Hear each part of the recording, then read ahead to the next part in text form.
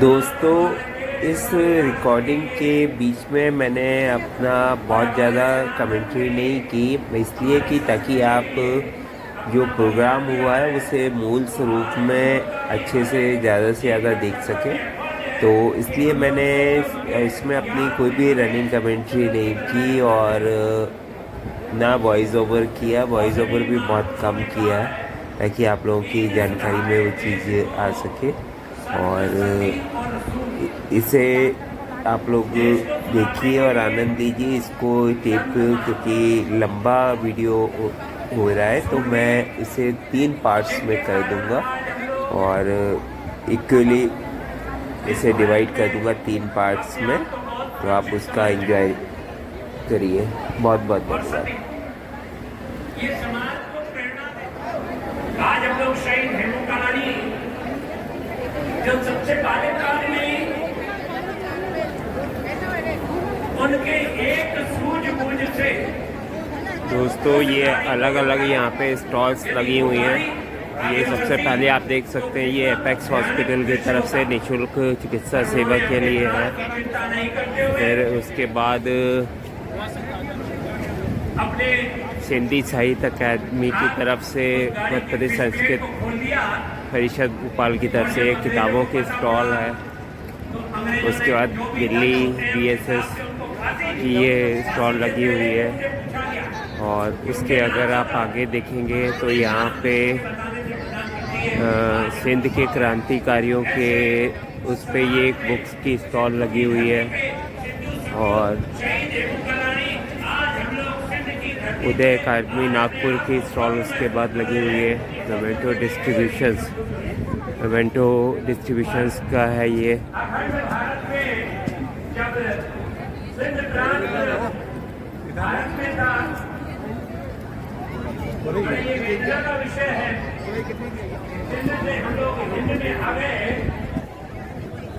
अपनी जमीन, अपनी संस्कृति, ये पेटिस और उसकी स्टॉल है, खाने पीने की स्टॉल सब। उसके बाद आ गई टॉप एंड टाउन आइसक्रीम की शॉप आ गई और रिफ्रेशमेंट जोन माता करके ये एक आगे आ गया।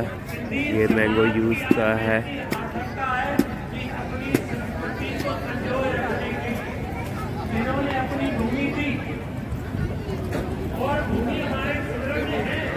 इसमें एक स्टॉल जो है पंडाल में वो था उनके फोटोग्राफ्स का, कि जो पुराने उसकी वो शायद वो सामने है। मैं उसमें लेके आपको चलता हूँ। नहीं, अच्छा, ये भोजन कक्ष इनका है।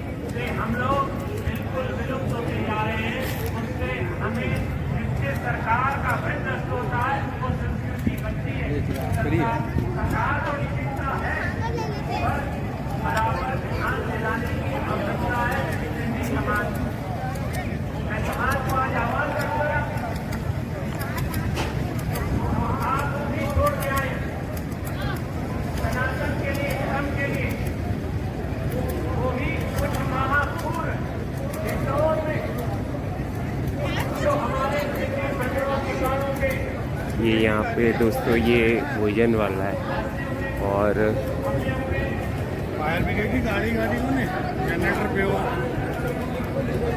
अंदर भोजन की अलग व्यवस्था थी और बाहर अलग स्टॉल्स लगे हुए हैं कि अगर किसी को उसकी जगह पे कुछ और लेना हो तो वो यहाँ पे आपके साथ विचार विमर्श करें। और अंत में एक कष्ट है हमारा, एक दर्द है हमारा, जो कभी कभी हम व्यक्त करते हैं। अब मैं आपको वहाँ से अंदर से दिखाता हूँ। मूल्य देंगे और ये पट्टे स्थायी रूप से दे देंगे।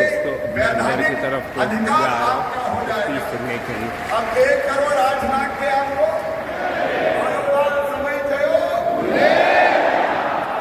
जो हेमू कालानी, बहुत बहुत धन्यवाद। बहुत धन्यवाद। बुधना से एक पंथ दो काज। तव्हां हिकु हेमू कालाणी जे प्रति श्रद्धा खणी आया और एक पंथ करे आया। केतरी झोली भरे सौगात तव्हांखे मिली वियो छप्पर फाड़े करे तव्हांखे माननीय मुख्यमंत्री जी जेको ॾिनो आहे जोरदार तारीफ़ सां जो धन्यवाद अदा कयो पाठ्यक्रम में भी असांजा सत महापुरुष अची विया अकादमी जी बजट जी भी चिंता परे थी वियो संग्रहालय सुहिणो ठहण वारो आहे पट जी समस्या जे लाइ बि तव्हांखे वादो करे चुका आहिनि हाणे जल्दी उहो कमु बि पूरो थींदो तारियूं वॼाए स्वागत था कयो भाई धन्यवाद था ॾियो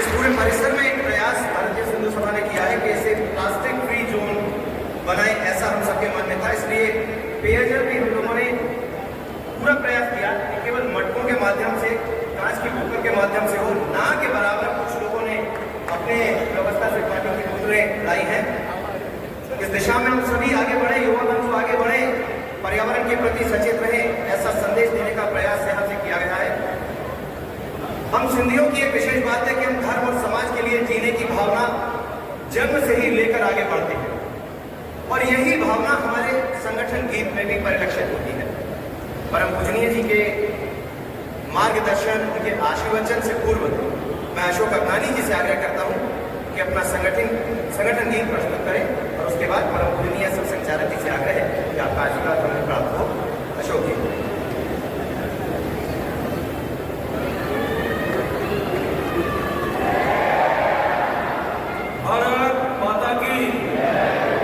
भारत माता की जय झूलेलाल प्यारा भारो पिछले 6 महीने का वठी अजे देश जी हिकिड़ी आवाज आहे जय झूलेलाल ऐं हलो भोपाल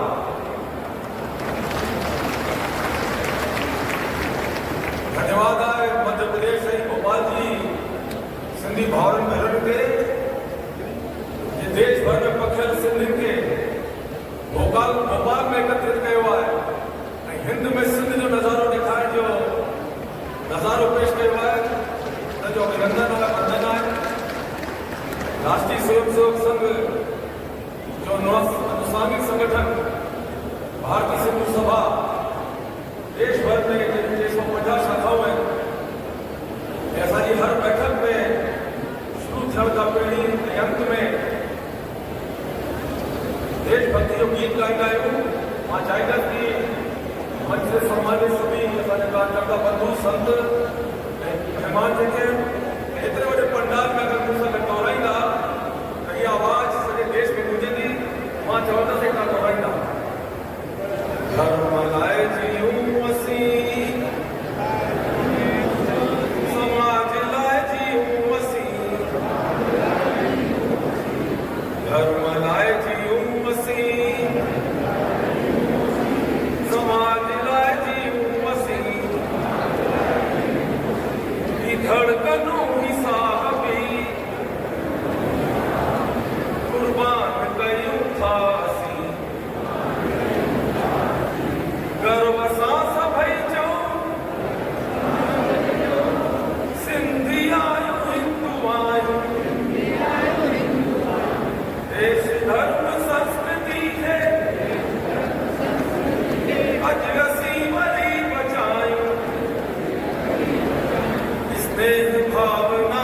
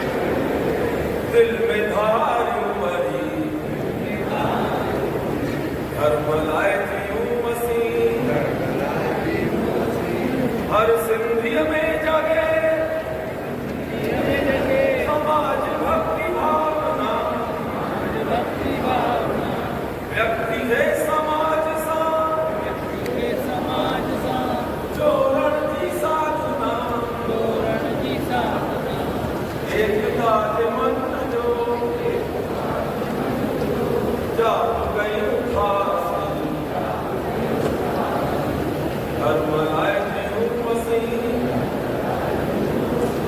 एक दिव्य ज्योति सा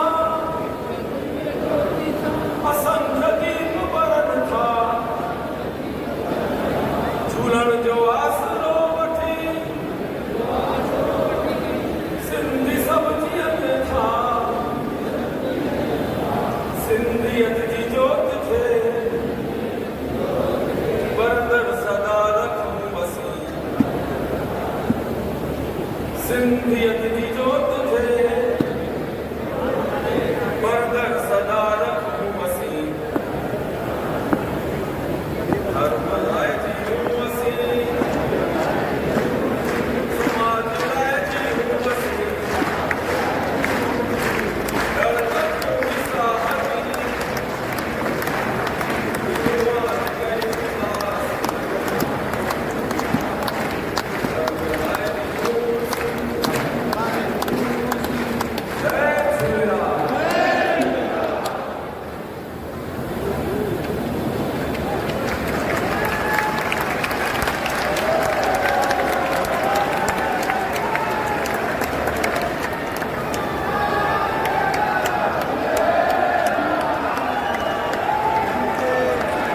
सभी परम श्रद्धेय पूज्य संतचरण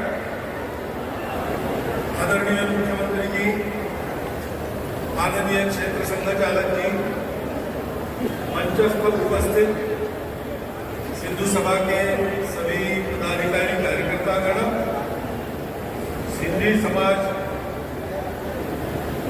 में अनेक प्रकार के विक्रम करने वाले सभी मान्यवर, उपस्थित सज्जन, माता भगिनी, मुझे जब बताया गया कि 31 तारीख को अमर शहीद हेमू कालाणी जी के स्मृति शताब्दी निमित्त कार्यक्रम का आयोजन भोपाल में होगा, उसमें आपको रहना चाहिए। तो मैंने हाँ कहने में 1 मिनट भी नहीं लिया।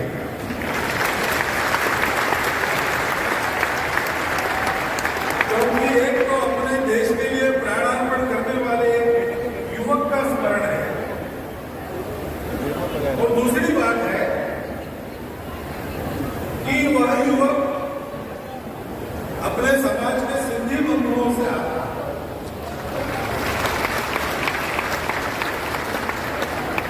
क्योंकि अपने देश के नाम से सिंध का संबंध है, और सिंधी समाज का योगदान प्राचीन समय से अब तक देश के जीवन में बराबरी कर रहा है, बाकी सबके बराबर है। परंतु उसका उल्लेख कम होता है, उसका स्मरण कम रहता है,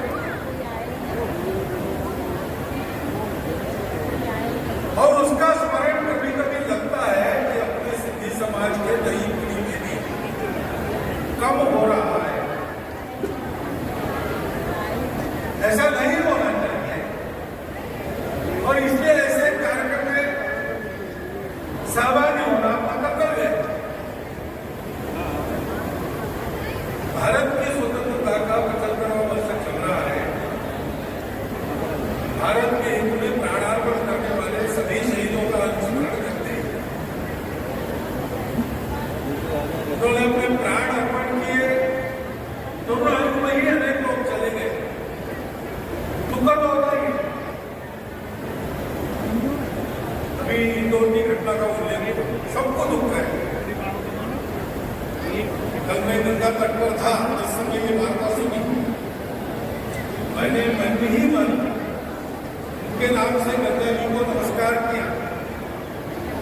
श्रद्धांजलि के क्या विधि होते मैं नहीं जानता, लेकिन मन ही मन मैंने अपनी श्रद्धांजलि अर्पण की, और आज यहाँ भी हमने सब लोग उनका स्मरण किया। अपने से बिछुड़ने का दुख सबका होता है, सबको, लेकिन विधि विधान के सामने किसी की कुछ चलती है। लेकिन शहीदों ने ऐसा इतिहास रचा कि स्वयं मौत का सामना जाकर किया, जानते थे, शहीद हिंदू वाला जानते थे, जो कर रहे उसके परिणाम क्या हो गया करना पड़ेगा। रेल की पटरी उखाड़ गए क्योंकि सिंध के बलूचिस्तान उस गाड़ी से शस्त्रास्त्र और सैनिकों के लिए जा रहे थे, वहां के स्वतंत्रता आंदोलन को दबाने के लिए। वहां वो संवार न हो, इसलिए उस गाड़ी को ही डिरेल कर देना। ऐसा हो गए 3 लोग थे, 2 लोग पलायन करने में यशस्वी हो गए, ये पकड़े गए। 19 साल की आयु में उनको उम्र कैद की सजा हुई थी, लेकिन जब उस इलाके के मिलिट्री एडमिनिस्ट्रेटर के पास एक केस गया तो उसने अपने अधिकार में न्याय से जो उम्र कैद मिली थी उसको मौत में बदल दिया। बहुत लोगों ने प्रयास किए ये न हो, परंतु माने नहीं। झाड़ जमानी थी अपनी सत्ता की, तो देशभक्तों का सिर कुचलना आवश्यक था और इसलिए बहुत की सजा पर वो कायम रहे। इधर हेमू कलानी जी को बहुत लोगों ने कहा कि साथियों के नाम बता दो तो हम तुमको छोड़ देंगे, हम तुम्हारी सजा में कम करेंगे। वो अड़े रहे, मौत के सामने भी उनका निश्चय नहीं मिला और अपने तरुण आयु में अपने जीवन की सार्थकता देश के लिए बलिदान होने में है, ऐसा मानकर उन्होंने अपना प्राण। तरुण आयु में उनके जाने का दुख तो होता है, उस समय भी हुआ था, स्तब्ध रह गए थे। परिवार के लोगों के शोक का तो क्या वर्णन करें, लेकिन संपूर्ण उत्तर के उस इलाके में एक शोक की लहर मुंबई रेसिडेंसी से जो लोगों को आगे दौड़ गई थी, निषेध हुआ था सरकार। आज भी ये सुनते हैं तो एक कोना मन में कहता है कि 19 साल की आयु में एक खिलती हुई कली, उसका जीवन, वहां भी दुख होता है, लेकिन वहां से प्रेरणा मिलती है। हम लोगों को जीवन की राह बताकर उन्होंने अपना जीवन देखा। स्वतंत्रता, स्वतंत्रता जो तंत्र था वो विदेशी तंत्र था, विदेशी लोग राज कर रहे थे। विदेशी लोगों का राज नहीं चाहिए, अपने लोगों का राज चाहिए, उसको कहते हैं स्वराज। और अपने लोगों का राज चाहिए, वो अच्छा राज्य होना चाहिए, सुराज होना चाहिए। इसलिए उस राज्य में इन शहीदों जैसा ही समर्पण रखने वाले, प्रामाणिकता रखने वाले, अपने देश बांधवों के दुख के प्रति संवेदना रखने वाले ऐसे लोग होने चाहिए। वैसे ही जो तंत्र चलता है, उसकी जो दिशा है, उसके पीछे जो विचार है, वो हमारे अपने लोगों के प्रकृति संस्कृति से मेल खाने वाला होना चाहिए। ये इच्छा रखकर उन्होंने अपने प्राण दिए, इस विश्वास के साथ कि हम तो चले जाएंगे, लेकिन हमारे जाने से और 5 कदम स्वतंत्रता मिल जाएगी, करते करते एक दिन मिल जाएगी। हम रहेंगे नहीं, लेकिन भारत रहेगा।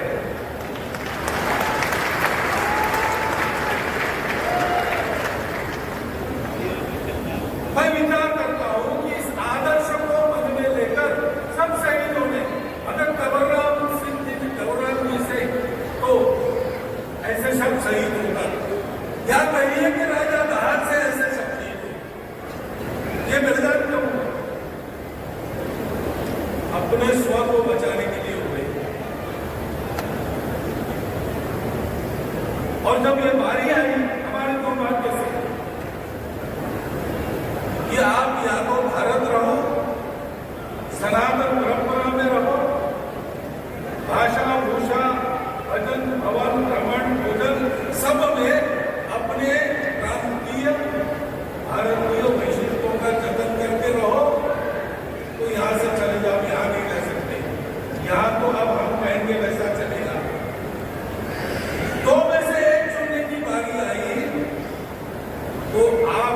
पराक्रमी लोगों, आपने भारत को नहीं छोड़ा।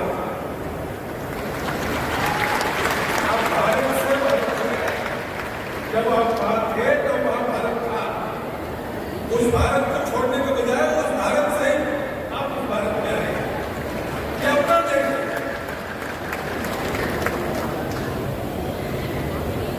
अब एक ही बात है, हमने उस जमीन को शारीरिक दृष्टि से छोड़ दिया, लेकिन 1947 के पहले वो क्या था, ऐसा दुनिया में कोई पूछेगा तो बताना पड़ेगा कि वो भारत था। जब दूसरा कुछ नहीं था, सारी दुनिया में सनातन का प्रभाव था, उस समय वहां क्या था?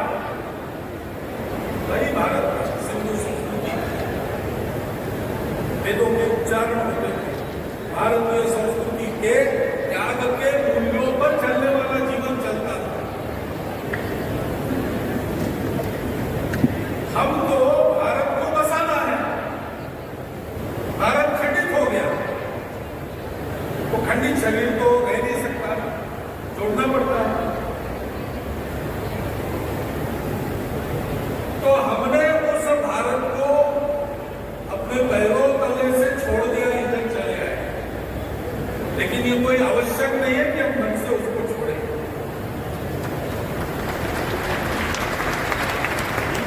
क्योंकि हमारे साथ उस भूमि का जुड़ाव, केवल सिंधी भाषियों को नहीं कह रहा हूं, भारत के साथ उस भूमि का जुड़ाव, सनातन धर्म संस्कृति हिंदू समाज के साथ उस भूमि का जुड़ाव, ये तो नाम से ही शुरू होता है। हिंदू क्यों कहा जाता है, हिंदुस्तान क्यों कहा जाता है? उसका कारण सिंधु नदी है, सिंधु नदी का प्रदेश। हम भूल सकते हैं भाई, हम अगर अपने आप को भारत कहे तो सिंधु सभ्यता को नहीं भूल सकते। वहां से अभी के इतिहास को वहां तक तो मालूम है पक्का, हम तो उसके भी पहले जाते हैं।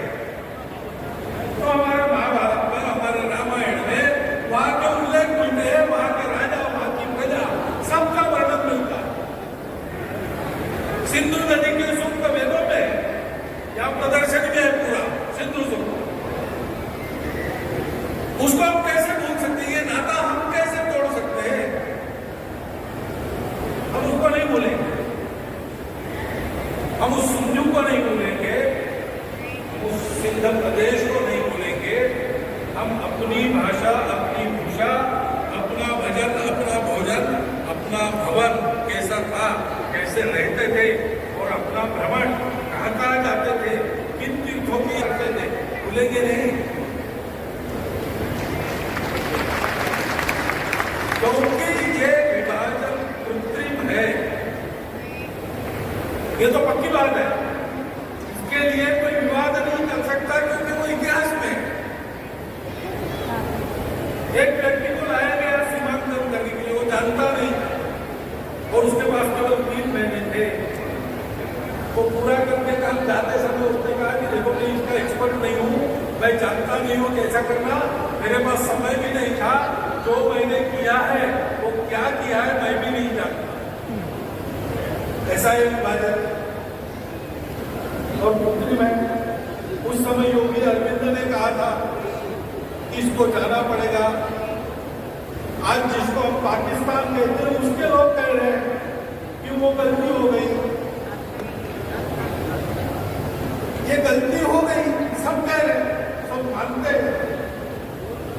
आप देखिए, जो अपनी हठधर्मिता के कारण भारत से अलग हो गए, अपनी संस्कृति से अलग हुए, पूर्वजों का नाता तोड़ के उनको भुला दिया गया, ऐसे जीवन में जिन्होंने प्रवेश किया और जो भारत से अलग हो गए, क्या वो अलग हो गए उससे अभी इस क्षण तक सुख में है, वो दुख में है।